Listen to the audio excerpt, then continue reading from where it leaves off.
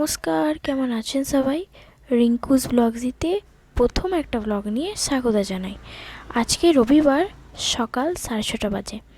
উঠেই চলে এসেছি বাগানে। আর আগের দিন রাতে হয়েছে বৃষ্টি। এত সুন্দর লাগে বৃষ্টির পরে দৃশ্যটা।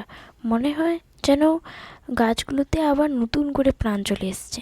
এত সুন্দর একটা, আর দেখুন কত সুন্দর সুন্দর ফুলও ফুটে আছে। গোলাপ ফুলেরও সুন্দর সুন্দর ছোট ছোট কড়ি এসছে সব ফুলের। আর আমি জানি না এই ফুলটার নাম কি, যদি আপনাদের মধ্যে কেউ জানেন অবশ্যই কমেন্ট করে বলবেন।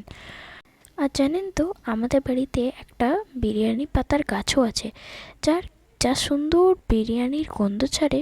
একটু বিরিয়ানি বানাতে যদি পাতাটা ঢেলে দাও, এত সুন্দর একটা গন্ধ, কি ওই গন্ধতেই পেট ভরে যায়। এই দেখুন ওই বিরিয়ানি গাছটা।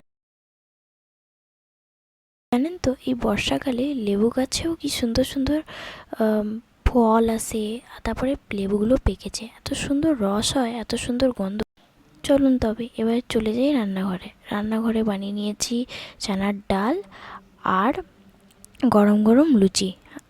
যেহেতু রবিবার, তো রবিবারে কিছু তো স্পেশাল বানাতে হবে, তো এটা রবিবারে স্পেশাল। আর এখানে ওই পনির দুপুরবেলায় বানাবো, তো ওটার তো আমার বাড়িতে একটা সুন্দর সদস্য আছে, ছোট্ট সদস্য, সেটা হচ্ছে মাছ। তো ওই জন্য রবিবার দিনে আমি চেষ্টা করি যে মাছের জলগুলো চেঞ্জ করা, পরিষ্কার করার। তো ওই জন্য এই একটা বালতির মধ্যে এই পাথরগুলো নিয়ে ওগুলো ভালো করে কচলে 3-4 বার ধুয়ে নিয়েছি, এই জলটা ফেলে দিচ্ছি। তারপরে এই বাউলটাতেও ভালো করে পুছে নিয়ে ওর মধ্যে পাথরগুলো ঢেলে তারপরে জলটা দিয়ে দেবো। দেখুন আমার মাছ আছে, কি সুন্দর ঘুরে বেড়াচ্ছে, একটা বালতিতে রেখেছি।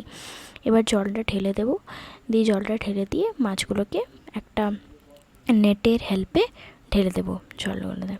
দেখতেই পাচ্ছ, আর একটা ছোট্ট একটা গাছও রেখেছি, যেটা আর্টিফিশিয়াল গাছ। আর এই যে আমার মাছগুলো ঘুরে বেড়াচ্ছে, হ্যাঁ দেখুন, অনেক ভালো লাগে। আর মাছেরাও না পরিষ্কার জলে বেশি ভালোভাবে বড় হতে পারে, ওদের আনন্দ হয় যখন ওরা পরিষ্কার জলে থাকে।